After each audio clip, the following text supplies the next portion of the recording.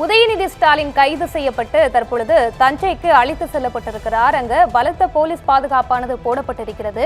முழு விவரங்களுடன் இணைந்திருக்கிறார் எமது செய்தியாளர் சக்திவேல். சக்திவேல், வணக்கம். முழு விவரங்களை பதிவு செய்யுங்க. நிச்சயமாக வணக்கம். தமிழக முதல்வர் விஜயையும் பிரபல நடிகையையும் அவதூறாக பேசியதாக திமுக இளைஞரணி செயலாளரும் எதிர்க்கட்சி தலைவருமான உதயநிதி ஸ்டாலினை தமிழக காவல்துறையினர் இன்று காலை அதிரடியாக கைது செய்துள்ளனர். காவேரி விவகாரத்தில் எந்த ஒரு நடவடிக்கையும் எடுக்காமல் மௌனம் காக்கும் விஜயின் தாவேக அரசை கண்டித்தும் திமுக நடத்திய ஆர்ப்பாட்டத்தில் இவ்வாறு எதிர்கட்சி தலைவர் பேசியுள்ளார். இந்த பேச்சுக்கு கண்டனம் தெரிவிக்கும் வகையில் தாவேகாவின் மகளிர் அணி அமைப்பினர் தஞ்சாவூரில் காவல் நிலையத்தில் புகார் அளித்திருந்தனர். அந்த புகாரின் அடிப்படையில் தஞ்சாவூர் காவல்துறையினர் இன்று சென்னை காலை நீலாங்கரையில் உள்ள உதயநிதி ஸ்டாலின் அவரது வீட்டிற்கு சென்று அவரை அதிரடியாக கைது செய்துள்ளனர்.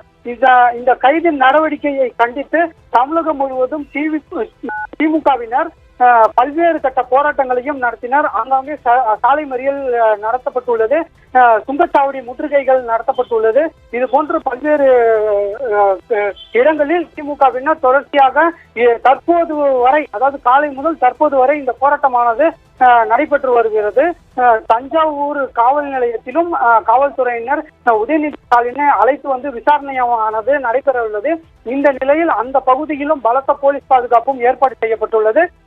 உதயநிதி ஸ்டாலின் சென்னையில் நீலாங்கரையிலிருந்து தஞ்சாவூர் வரை அழைத்து செல்ல வரக்கூடிய அந்த அனைத்து வழிகளிலுமே திமுகவினர் உதயநிதி ஸ்டாலின் அவரை சந்தித்து கண்டன கோஷங்களை காவல்துறையினருக்கு எதிராகவும் தமிழக அரசுக்கு எதிராகவும் எழுப்பக்கூடிய அந்த காட்சிகளை எல்லாம் நாம் தொடர்ச்சியாக பார்த்து வருகிறோம். இந்த நிலையில் சென்னையில் உதயநிதி ஸ்டாலின் கைதை எதிர்த்து வழக்கானதும் திமுக தரப்பில் பதிவு செய்யப்பட்டு அந்த வழக்கானதும் நடைபெற்றது. இந்த நிலையில் அந்த வழக்கின் இறுதியில் தீர்ப்பில் கூட இன்றே அவரை விடுவிக்க வேண்டும், விசாரணை இன்றுடன் முடிய வேண்டும் என்ற அந்த தீர்ப்பானதும் வழங்கப்பட்டது.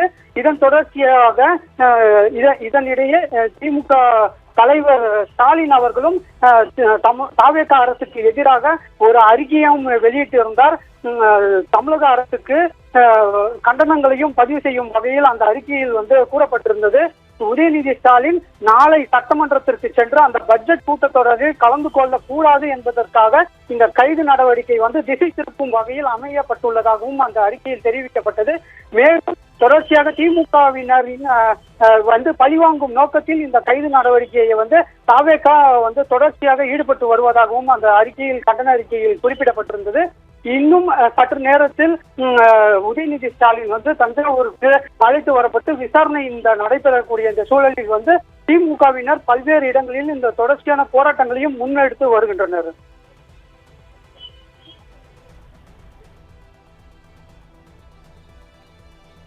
விவரங்களுக்கு நன்றி சக்திவேல்.